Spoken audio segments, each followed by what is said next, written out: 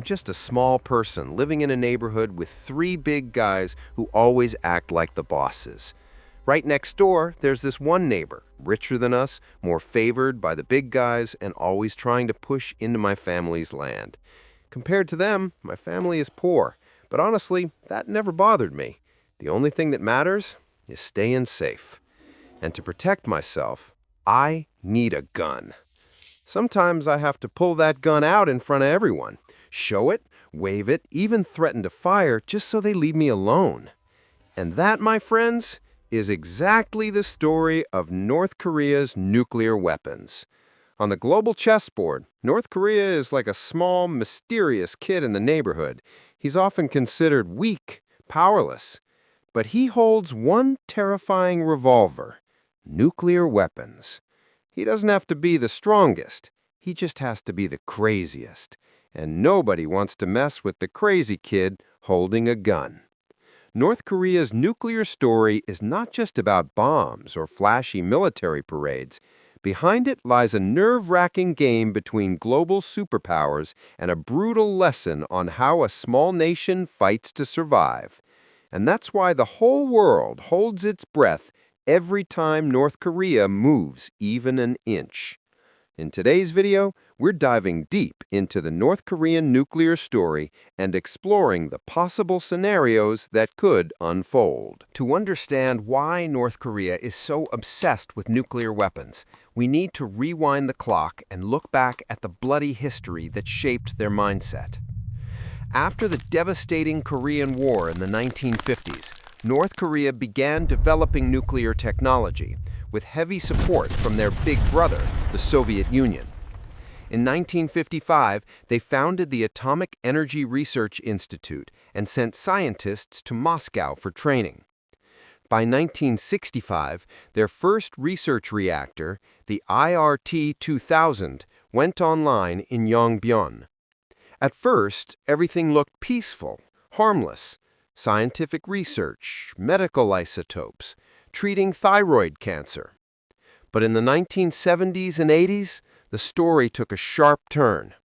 North Korea started upgrading Soviet technology on their own.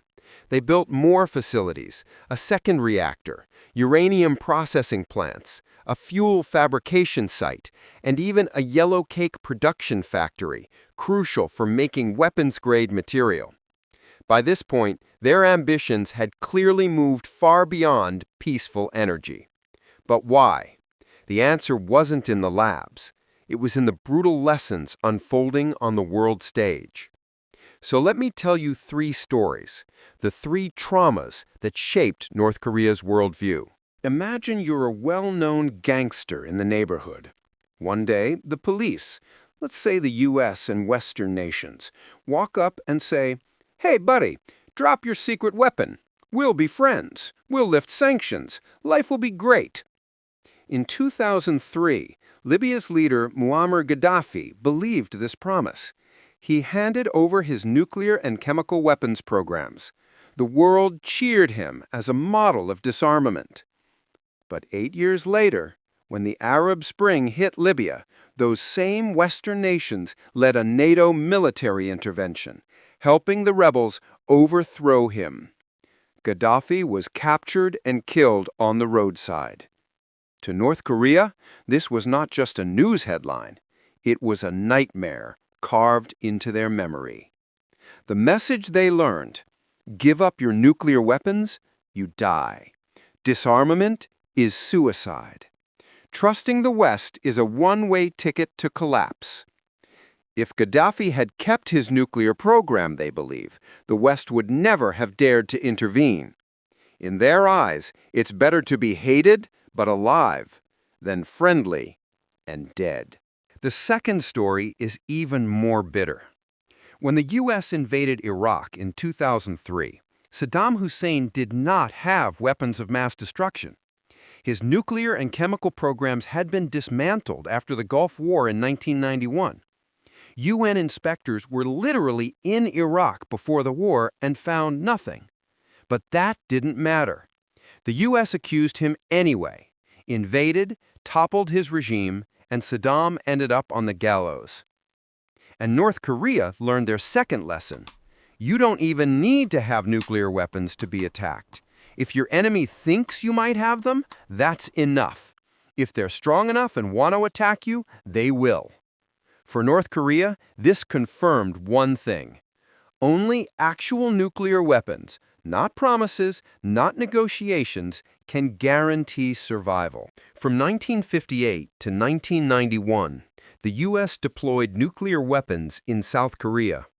Joint U.S.-Korea military drills often mobilized up to 200,000 troops, a clear message to the North: we're ready to strike at any time. Diplomatically, things got worse. South Korea started normalizing relations with Soviet allies, with the Soviet Union in 1990, with China in 1992. These moves weakened North Korea's two biggest supporters. And then, the 1987 Korean Air Flight 858 bombing happened, blamed on North Korea, making the world isolate them even further. They were alone, despised, cornered. So the logic became painfully clear.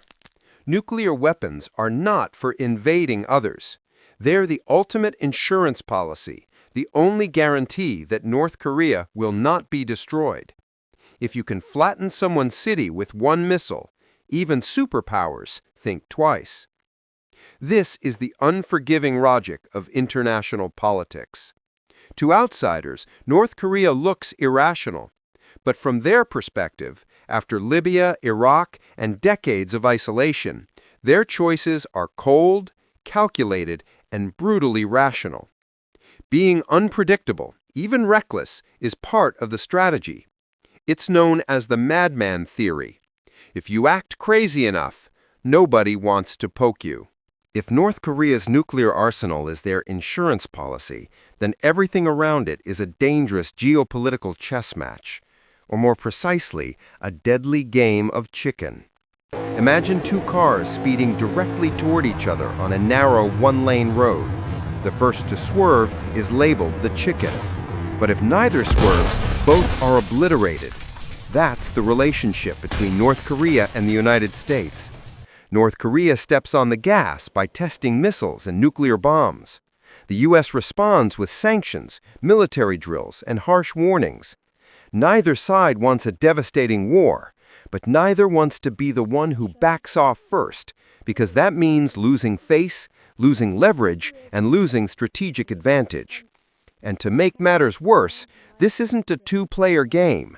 There are powerful spectators standing on the road: China, Russia, South Korea, Japan, each with their own agendas, calculations, and fears. America's official goal is simple: denuclearize the Korean Peninsula, prevent nuclear proliferation, protect allies like South Korea and Japan, protect U.S. territory. But ironically, U.S. actions often strengthen North Korea's belief that nuclear weapons are necessary for survival. The tougher the sanctions, the bigger the military drills, the more North Korea says, "See, they are trying to destroy us. Nukes are the only way to stay alive." And beneath this, there's a deeper layer: China. A troublemaking North Korea is actually useful to Washington. It justifies more American troops in the region. It supports missile defense systems. It tightens U.S. alliances with Japan and South Korea. All of this helps the U.S. contain China's rising influence in Asia. And there's another fear. If North Korea collapses, nuclear materials could fall into terrorist hands. A nuclear-armed terrorist group is far more unpredictable than a hostile but familiar North Korean regime. This is why, even with all the threats, America still chooses diplomacy and sanctions over a full-scale attack. China's position is the most awkward and painful. They are North Korea's only treaty ally, North Korea's biggest trading partner, North Korea's lifeline for food and energy. But this role puts Beijing in a constant dilemma. China's fear number one: North Korea collapses. If the North Korean regime falls, millions of refugees flood into China. Chaos spreads along the border. And worst of all, a unified Korea under South Korean control becomes a U.S. ally, which means American troops at China's doorstep. For China, that is a red line. China's fear number 2, North Korea becomes too strong. A nuclear-armed North Korea that is powerful and uncontrollable is also a nightmare. Japan might build nuclear weapons. South Korea might do the same. Even Taiwan could consider it. A nuclear-armed Northeast Asia equals China's worst security scenario. So China plays a delicate double game. Support North Korea enough so it doesn't collapse. Sanction it enough so it doesn't become too powerful. They don't want North Korea dead, but they don't want it too alive either. Russia helped build North Korea's nuclear foundations decades ago. But after the Soviet collapse, Moscow mostly stepped back and even supported UN sanctions. Then 2022 happened. The Ukraine war changed everything. As Russia became isolated and sanctioned by the West, it rekindled its relationship with North Korea. Suddenly, they were best friends again. North Korea reportedly supplied artillery shells, rockets, and possibly even manpower. In return, Russia offered energy, food, advanced military technology, and a veto vote at the UN Security Council. This new Moscow-Pyongyang axis is reshaping the geopolitical map, creating a direct challenge to the U.S. and its allies. His is not a simple chess match. It's a multiplayer poker game where everyone has secret cards and hidden motives. The real difficulty is not just North Korea's stubbornness. It's the deep conflicts of interest among the world's biggest powers. No one can agree on a final solution because every solution risks weakening their position relative to the others. Meanwhile, a small, isolated nation holding the most powerful weapon on Earth sends shockwaves across the entire world. North Korea's nuclear weapons have completely transformed its position on the world stage. A country once considered weak and ignorable has become a player no superpower dares to attack directly. But power always comes with consequences. To respond to North Korea's nuclear program, the international community, led by the United States, has imposed some of the harshest economic sanctions in modern history. UN Security Council resolutions crushed almost every part of North Korea's economy. Exports like coal, iron, seafood, textiles banned. Oil imports heavily restricted. Assets of officials frozen. Tens of thousands of overseas workers forced to return home. The goal? Strangle the economy until Pyongyang has no choice but to negotiate and give up its nukes. But the results are complicated. Sanctions have caused enormous suffering, but not for the powerful elites. It's ordinary North Koreans who struggle with food shortages, lack of fuel, lack of medicine. Yet, despite all this, the regime survives. Why? Self-reliance economy, smuggling networks, and most importantly, unofficial support from China. Recently, support from Russia. So, instead of breaking the regime, sanctions often do the opposite. They reinforce North Korea's belief that the world is hostile and out to destroy them. And when they feel more threatened, they cling to their nuclear weapons even harder. A vicious cycle repeats. Test missile, get sanctioned, feel threatened, build more missiles. Meanwhile, the threat grows for everyone nearby. South Korea and Japan, two of America's key allies, live under constant danger. Every time North Korea launches a missile, air raid alarms go off, trains stop, people run to shelters. The fear is real, daily, and exhausting. But this fear has also done something unexpected. It pushed South Korea and Japan, two nations with deep historical tensions, to cooperate more closely than at any time in modern history. Under U.S. coordination, the three have formed a stronger triangular alliance. Joint military drills, real-time intelligence sharing, mutual defense commitments.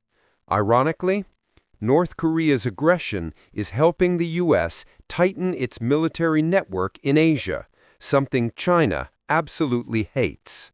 Given the current situation, experts have outlined 4 realistic scenarios, ranging from hopeful to terrifying. Let's break them down. Scenario 1. The perfect world deal. Very unlikely. North Korea gives up all nuclear weapons. Fully verified. Irreversible. No cheating. In return, sanctions lifted. Massive economic aid. A peace treaty with the U.S. Long-term security guarantees. It sounds ideal, but there's one huge problem. Trust equals 0. After the Libya incident, North Korea does not believe any promise of protection once they disarm, and the U.S. does not believe North Korea would ever give up nukes without hiding something. Without trust, a grand bargain is almost impossible. Scenario 2. Living with the threat. Most realistic. This is the world we're already living in. North Korea keeps building nukes. The world keeps sanctioning. Tensions rise, then calm, then rise again. Diplomacy happens occasionally, but nothing changes. Everyone accepts a fragile, dangerous balance. It's a new normal that nobody likes, but all sides prefer it over the alternatives. Scenario 3. Collapse from within. Terrifying for everyone. This is the nightmare scenario for both Washington and Beijing. North Korea doesn't fall because of war, but because of internal chaos. Complete economic failure. Elite power struggles. Sudden leadership crisis. Natural disaster. Then the real horror begins. Who controls the nuclear arsenal? A rogue general? A breakaway faction? Or even worse, terrorists? A nuclear weapon slipping into black market hands would be a global catastrophe. In a twisted way, the stability of the North Korean regime, even if hostile, is safer than total chaos. Scenario 4. A miscalculation sparks war. Wars don't always begin with intention. Sometimes they start with mistakes. Imagine a missile test veers off course and hits Japan. A naval skirmish escalates instead of de-escalating. A cyber attack triggers misunderstanding. In our earlier game of chicken analogy, this is when one car suddenly blows a tire and both cars crash by accident. In a region full of tension, mistrust, and military forces operating inches apart, one mistake is all it takes. At the end of the day, North Korea's nuclear program is more than just explosions, missile launches, or dramatic threats on the evening news. It's a survival strategy, a harsh lesson drawn from Libya, Iraq, and decades of isolation. To many people around the world, North Korea looks like a reckless villain, unpredictable, aggressive, hostile. But from their own perspective, They see themselves as a small nation surrounded by enemies, betrayed by allies, punished by the world, and forced to fend for themselves. And in that situation, the nuclear bomb becomes their only shield. The real danger might not be the strength of their weapons, but the fragility of the regime that holds them. It raises a haunting question. Is it safer for a hostile government to control nuclear weapons, or for those weapons to fall into the hands of chaos? And that's why North Korea's nuclear issue is one of the most complex, nerve-wracking geopolitical puzzles of our time. Now the question is for you. What do you think will happen? Does North Korea deserve all the judgment and criticism, or are they simply trying to survive in a world that constantly threatens them?